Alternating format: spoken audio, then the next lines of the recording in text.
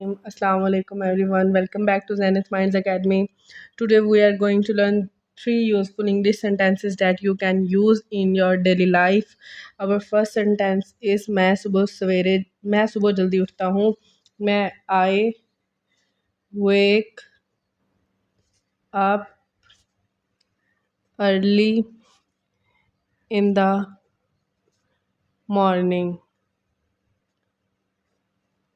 मैं हमेशा सच बोलता हूँ. I always speak truth.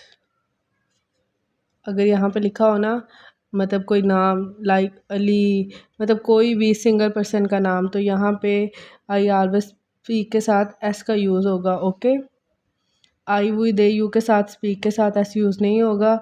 ठीक है, कोई नाम आ जाए तो उसके साथ, सिंगल नेम आ जाए तो उसके साथ यूज़ होगा एस. ठीक है, वर्ब के साथ.